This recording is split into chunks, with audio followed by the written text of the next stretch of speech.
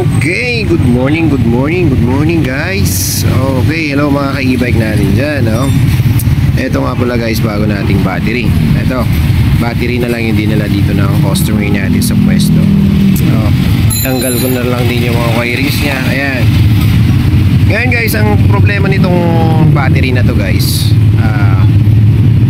sabi ng customer, pag sinasaksak daw siya sa charger, mag-on, tatakbo. Pero pag hinugot nila sa charger, hindi na tatakbo. Okay. Ngayon guys, ang una natin gagawin dyan, kailangan natin munang i-check yung voltahe ng battery, no? Kasi hindi natin alam guys kung ano nangyari. Na-stock down nila to. Ang gumagamit ito is yung kanyang anak, batang gumagamit guys. Ito na tayo guys, nandito na tayo sa battery, no guys? Okay, yun, may shoutout ka ba? Shoutout pala yung nakis ko kahapon. Boring daw. Okay, kasama ko yan guys. So, ito nga pala guys, itong battery na to guys, na-stock tong battery nito. Ito yung issue ng battery. Pag nakasaksak daw sa charger, nagsiswitch, umaandar. Pero pag inugot mo na sa charger, dead na uli lahat.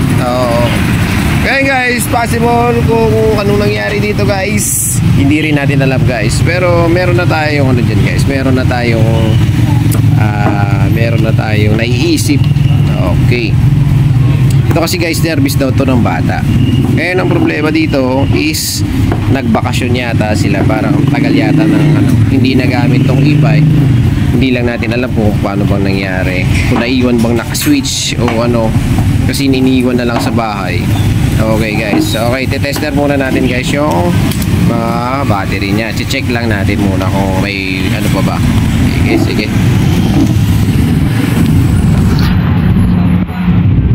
Yun, tuhog mo dyan ha. Tuhog mo.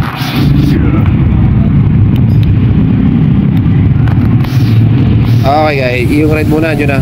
Anong kulay? Red tsaka black dito. Okay. Isa-isa lang guys ha. Titignan natin kung ilan yung red. Oo, yung red sa red. Okay. Black sa blue. Okay, una. Talaga, Okay, ang ganda guys. 5.18 na lang.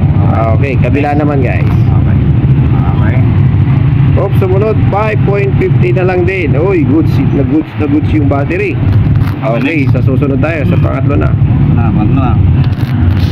Okay. Okay, 5.17. Magandang sinyales. Okay, next, pangapat. Okay.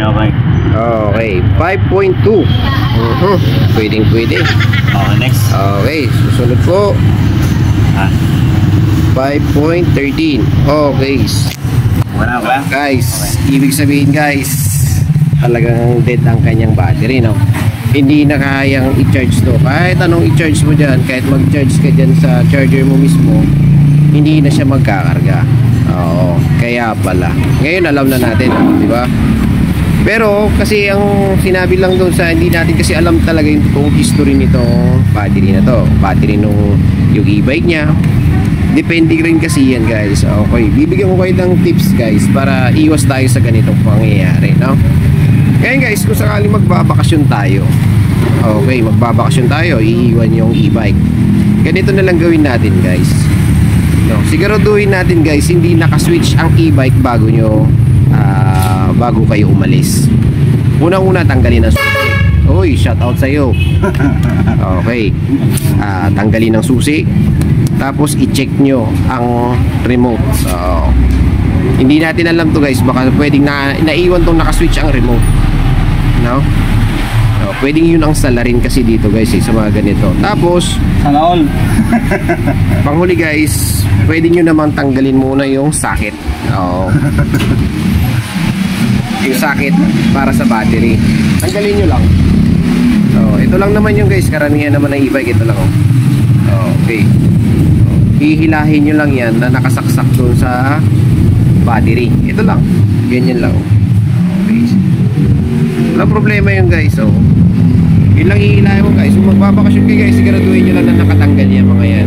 Naka-double check din yan. Kasi hindi natin masasabi, tulad nito talagang patay na yung battery. May voltahe man pero masyado lang mababa. Okay, kaya pala hindi na tumatakbo ang kanyang e-bike, hindi na rin masyadong Tataka bakit hindi na makahatak, wala na rin power kasi gawa ng ganun na yung battery, hindi na kayang i-supply ng battery yung pangangailangan ng e-bike niya. Okay guys, okay. Anong masasabi mo? Okay. Okay. Okay guys basic tips lang yun guys yung tatlong yun guys, mahalaga din yun guys. Okay, yun yung dapat nyo tandaan pag magbabakasyon kayo at iwan nyo yung e-bike. Tanggalin ang susi, i-check ang remote kung nakaswitch o hindi, at yung eto, tawag na dito, nakalimutan ko na tuloy. Yan.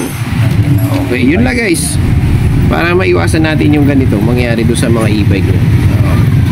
Pag ganito nangyari guys, kailangan nyo na i-check.